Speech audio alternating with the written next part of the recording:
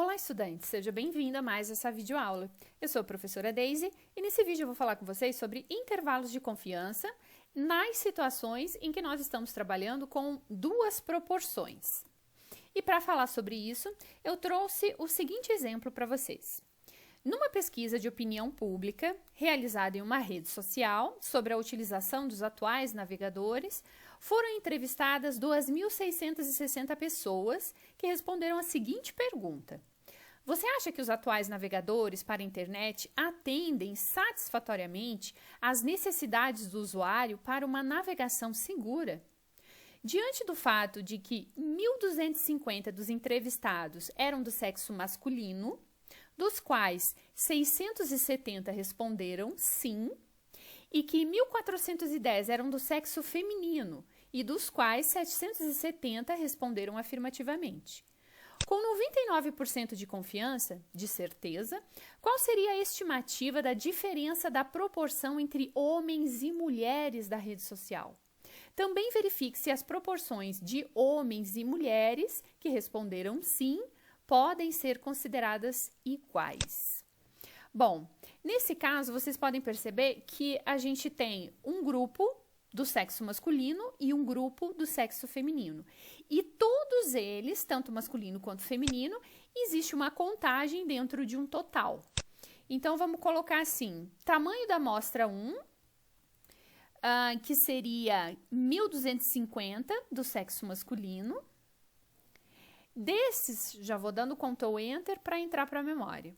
Desses, 1.251, 1.250, 670 responderam sim. Então, de 1.250 homens, 670 responderam sim.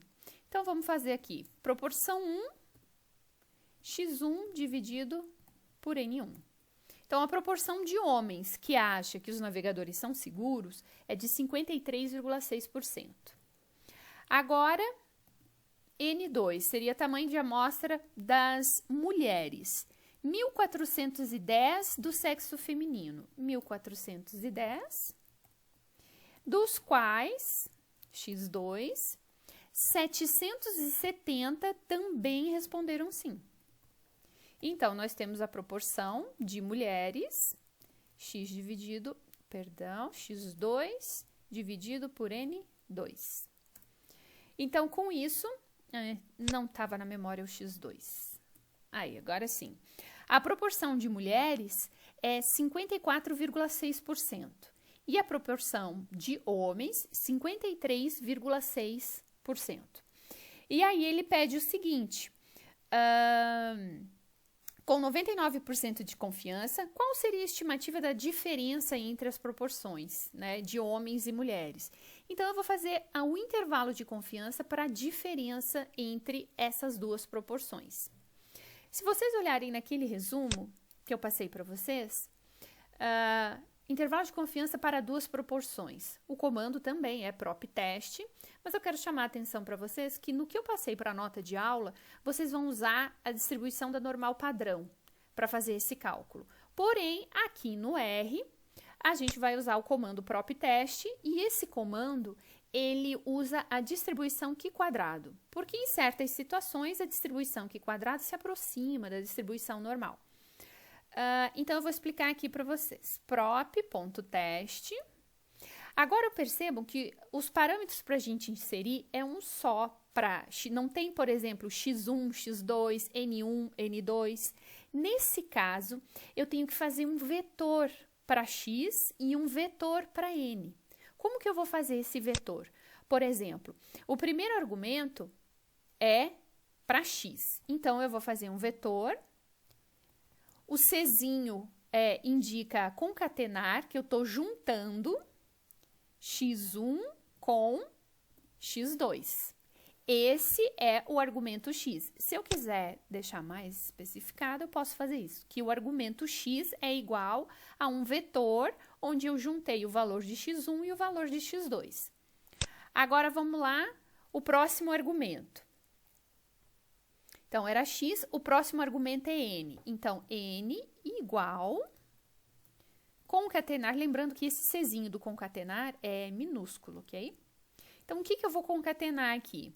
O N1, cuidado para não inverter a ordem. Se aqui eu coloquei X1 primeiro, aqui eu tenho que colocar N1 primeiro, eu não posso alterar essa ordem, certo? Vamos ver o que mais. Então, o argumento de X, a gente já inseriu um vetor, o argumento para N, a gente inseriu um vetorzinho.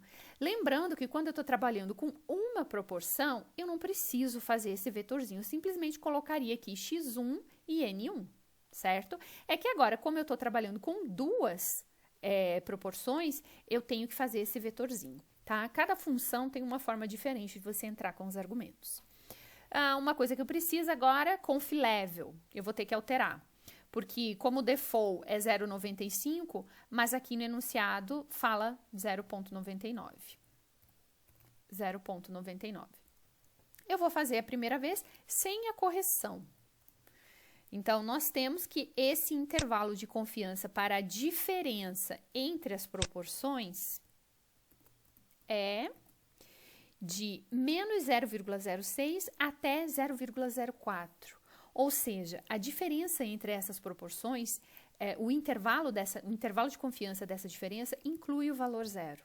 Incluindo o valor zero, eu posso dizer que essas duas proporções são iguais, porque o intervalo abrange o valor zero. Então, o valor zero é um valor possível. Aí, só lembrando para vocês aqui sobre a correção, essa correção, eu estou falando sobre ela, o default, vamos olhar aqui, o default é fazer essa correção. Essa correção é uma correção de continuidade que a gente chama. E quando eu tiro essa correção, que eu coloco ela como falsa, o intervalo de confiança muda um pouquinho. Vamos colocar aqui embaixo. Ele muda um pouquinho o intervalo, mas nunca é grande coisa, por exemplo, de 0,6 passou para 0,59, ok?